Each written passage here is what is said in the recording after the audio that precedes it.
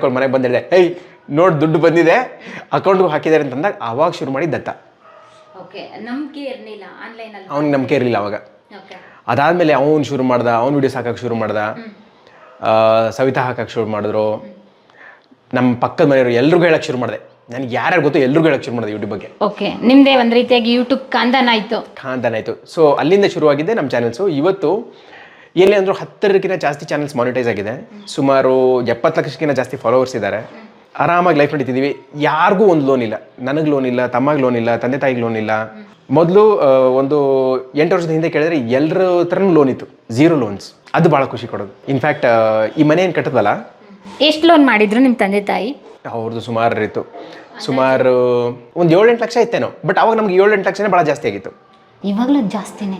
ಯಾವಾಗ ಅಂತಂದರೆ ಇದು ಬಂದ್ಬಿಟ್ಟು ಸುಮಾರು 2008-9 ಟೈಮು. ಓಕೆ, ಅವರು ಜೀವನ ನಡೆಸೋದಕ್ಕೆ ಅಷ್ಟು ಮಾಡಿದ್ದ? ನಮ್ಮ ಎಜುಕೇಷನ್ ನಡೆಸೋದಕ್ಕೆ. ಅವ್ರು ಸಾಲ ಮಾಡಿದ್ದೆಲ್ಲ ನಮಗೋಸ್ಕರನೇ. ಅದು ಅವ್ರು ಮಾಡಿದ್ದು 7 ಲಕ್ಷ ಅಂತಲ್ಲ, ಅವ್ರು ತೊಗೊಂಡಿದ್ದು 3 ಲಕ್ಷ ಏನೋ. ಬಟ್ ಬಟ್ಟಿ ಗಿಡ್ಡಿ ಎಲ್ಲ ಸೇರಿ ಅಷ್ಟು ಬೆಳೆದು ಕೂತಿತ್ತು. ಬ್ಯಾಂಕಲ್ಲಿ ತಗೊಂಡಿದ್ರಾ? ಬ್ಯಾಂಕಲ್ಲ, ಬ್ಯಾಂಕಲ್ಲಿ ತೊಗೊಂಡು ನಿಮ್ಗೆ ಕಡಿಮೆ ಆಗುತ್ತೆ. ಕೈ ಸಾಲ? ಕೈ ಸಾಲ ಜಾಸ್ತಿ ಅಲ್ಲ. ಸಾವುಕಾರ ಹತ್ರ ಆಸ್ತಿ ಬರ್ದುಕೊಟ್ಟು ತೊಗೊಂಡಿದ್ರು. ಆಮೇಲೆ 4 ಎಕರೆನೂ ಬರ್ಕೊಟ್ಟು 8 ಎಕರೆ ಬರ್ದುಕೊಟ್ಟು ತೊಗೊಂಡಿದ್ವಿ. 4 ಎಕರೆ ಈ ಕಡೆ ನಾವು ವ್ಯವಸಾಯ ಮಾಡ್ತಿದ್ವಿ, 8 ಎಕರೆ ಇನ್ನೊಂದು ಮಡ್ಡಿ ಜಮೀನು ಅಂತ ಇರುತ್ತಲ್ಲ, ಅದ್ರ ಮೇಲೆ ಸಾಲ ತೊಗೊಂಡಿದ್ರು.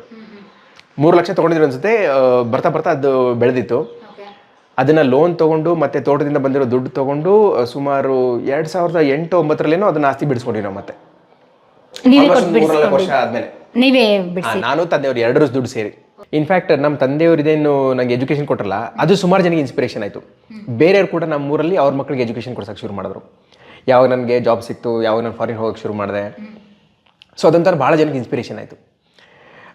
ಈಗ ನಮ್ಮೂರಲ್ಲೂ ಸುಮಾರು ಜನ ಸಾಫ್ಟ್ವೇರ್ ಇಂಜಿನಿಯರ್ಸ್ ಇದ್ದಾರೆ, ಸುಮಾರು ಜನ ಫಾರಿನರ್ ಕೂಡ ಇದ್ದಾರೆ.